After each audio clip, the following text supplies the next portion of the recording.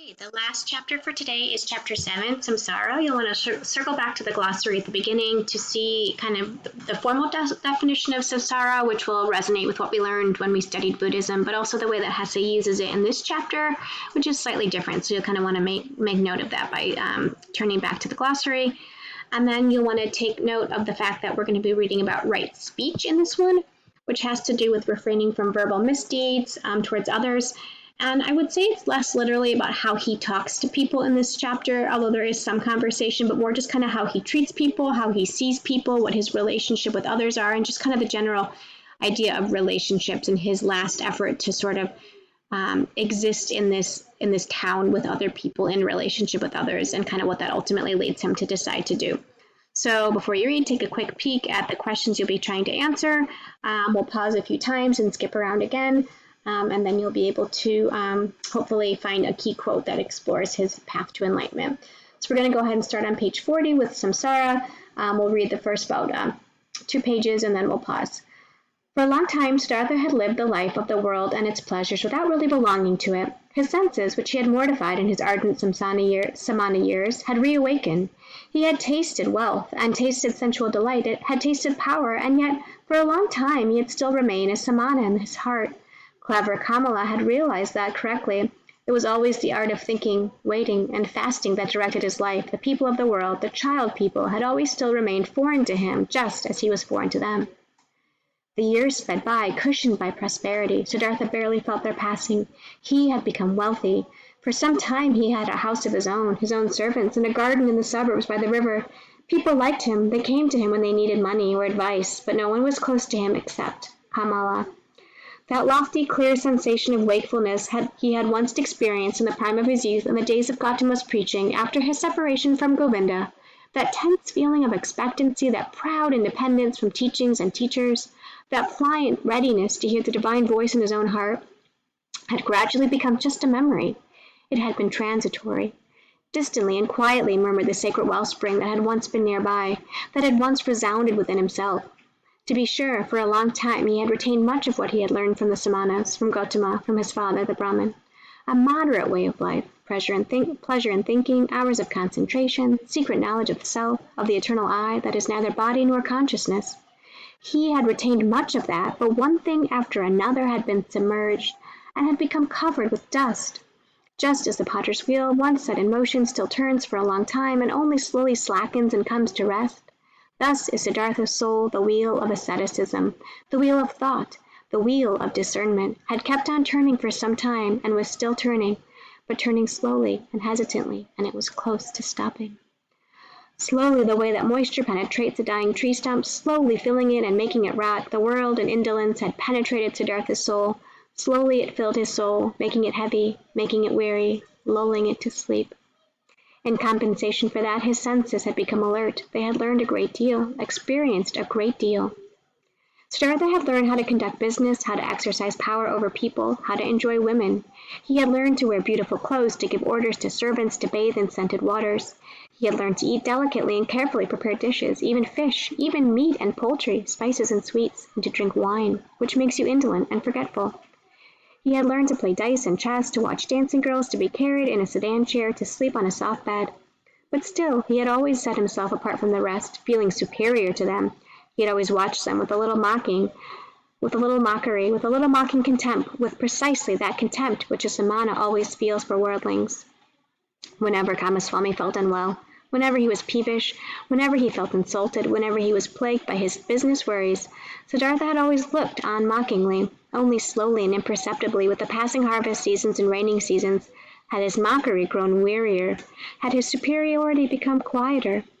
Only slowly, amid his growing riches, had Siddhartha himself taken on something of the nature of the child people, something of their childlikeness and of their anxiety, and yet he envied them. He envied them more the more he became like them. He envied them for the one thing that he lacked and they had, for the importance they were able to attach to their life, for the passionate quality of their joys and fears, for the anxious but sweet happiness of their perpetual loving. These people were always in love, with themselves or with women. They loved their children. They loved honor of money, plans, or hopes. But it was this, precisely this, that he did not learn from them, this childlike joy and childlike folly. What he did learn from them was precisely what he found unpleasant and had contempt for. It occurred more and more frequently that on the morning after an evening of partying he lay in bed for a long time, feeling stupid and tired. He would become peevish and impatient when Kamaswami bored him with his worries. He would laugh too loud when he lost at dice. His face was still clever and more intellectual than other people's, but it seldom laughed, and one by one it acquired those lines so frequently found in rich people's faces. Those lines of dissatisfaction, sickliness, bad temper, indolence, lovelessness. Slowly the mental malady of the rich was taking hold of him. Like a veil, like a thin mist, weariness descended upon Siddhartha, slowly, every day a little denser, every month a little more opaque, every year a little heavier. Just as a new garment becomes old with time, loses its beautiful color with time, gets stained, gets creased, gets frayed at the seams, and begins to show worn-out, threadbare places here and there, thus had Siddhartha's new life, which he had begun after his separation from Govinda, become old. Thus, with the fleeting years, it was losing its color and brightness. Thus, creases and stains gathered on it and concealed below, but already showing through in their ugliness here and there. Disappointment and disgust lay in wait. Siddhartha did not notice this. He only noticed that the bright, confident voice within him that had once awakened in him and had constantly directed him in his most brilliant days had become taciturn. The world had entrapped him, pleasure, covetousness, indolence, and finally even the vice he had always despised and scorned most at being the most foolish, avarice. Okay, the next couple of paragraphs just goes on about kind of being consumed by wealth, and also it gets a lot into like his dice playing and gambling. So we'll pause there. You can go ahead and pause the screencast, answer any questions that we can now answer, maybe add some ideas about his path to enlightenment and how he's learning the right speech, which is like he's learning how not to interact with other people, right, and how not to connect with others. So go ahead and stop, maybe jot down some ideas, and then we'll jump over to page 43. Okay, we're going to read only one small bit from 43, only because it's a foreshadowing of something that happens later, and it's important to read a little bit. So go down to 43 until the paragraph starts, then one night. Okay, then one night a dream warned him. He had spent the evening hours with Kamala in her beautiful pleasure garden. They had sat beneath the tree talking, and Kamala had spoken thoughtful words behind which sadness and weariness lay concealed. She had asked him to tell her about Gautama, and she could not hear enough about him, how pure his eyes had been, how calm and beautiful his lips, how kindly his smile, how peaceful his walk. He had to give her a long account of the sublime Buddha, and Kamala had sighed, saying, "Sometimes, maybe soon, I too shall follow this Buddha. I shall make him a gift of my pleasure garden and shall take refuge in his law."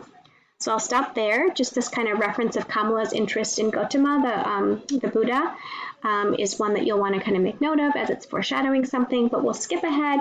So they have their final evening together. They have, again, physical relation. And then we're going to skip to the next page, and we're going to start with a dream that he has. So if you start at where it says Kamala owned a small rare songbird. So this is a dream that Siddhartha is having. It's the last part of this section, and it's going to be symbolic. We're going to meet the songbird and learn about the symbolism of that. So here we go. This is Siddhartha's dream, starting about half the way down on 44 with the paragraph, Kamala owned a small rare songbird. Here we go. Kamala owned a small rare songbird that she kept in a golden cage. It was this bird he dreamt about. In his dream, this bird, which usually always sang at the morning hour, remained silent. And since this attracted his attention, he stepped up to the cage and looked in. The little bird was dead and lay rigid on the floor of the cage. He took it out, weighed it in his hand for a moment, and then threw it away, out into the lane, and at that same moment he received a terrible fright, and his heart ached as if he had cast away everything valuable and good from himself, together with that dead bird. Starting up out of that dream, he felt hemmed in by a profound sadness. It appeared to him that he had been he had been living his life in a worthless way, worthless and pointless. Nothing alive, nothing in the least way valuable or worth keeping, had remained in his hands. He stood there, alone and empty, like a shipwrecked man on the shore. Gloomily, Siddhartha went to the pleasure garden he owned, locked the gate, sat down beneath a mango tree, felt death in his heart and terror in his bosom. He sat there and physically felt a dying, fading, and ending within him. Gradually, he collected his thoughts and mentally retraced the entire course of his life. I'm going to skip the rest of this paragraph a little bit, but know that the voice awakens in him again, and the voice says, "A path lies before you to which you are called. The gods are waiting," and it says, "Onward, onward, you have a calling." So note in this paragraph that for the first time in years, he listens to his voice once more. We're going to skip down to the bottom of 45. Then Siddhartha knew that the game was over, that he could not play it any more. He shuddered all over his body and inside him, and he felt that something had died. The whole day he sat beneath the mango tree, recalling his father, recalling Govinda, recalling Gotama. Had it been necessary to abandon them in order to become a Kamaswami? He was still sitting there when night fell, when he looked up and caught sight of the stars. He thought, "Here I am sitting beneath my mango tree in my pleasure garden." He smiled slightly. Was it necessary then? Was it proper? Was it not just a foolish game for him to own a mango tree and a garden? He called it quits with that as well. That too died within him. He got up, said goodbye to the mango tree, goodbye to the pleasure garden. Since he had spent the whole day without eating, he felt a ravenous hunger and recalled his own in town, his room and bed, the table laden with food. He smiled wearily, shook himself, and said goodbye to those things. In the same hour of the night, Siddhartha abandoned his garden, abandoned his town, and never returned. For a long time, Kamaswami had him searched for, believing he had fallen into the hands of the highwaymen. Kamala did not have him searched for, but when she learned that Siddhartha had disappeared, she was not surprised. Had she not always expected it?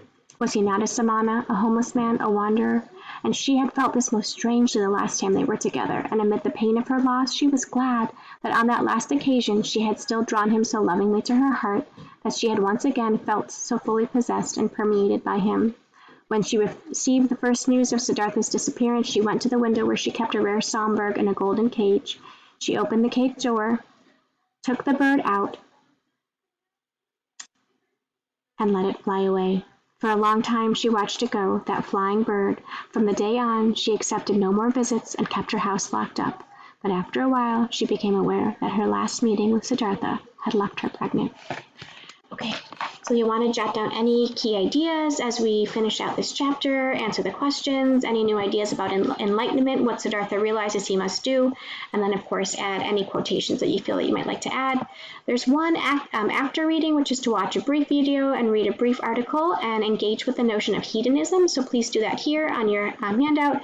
And then the very last step is to submit 2 discussion questions in advance of our graded discussion tomorrow. One will be a text-based question by taking us to a page, and one will be a text connection question, which will take us to something that you think the text could connect to in modern society. That's the end for today. Thanks.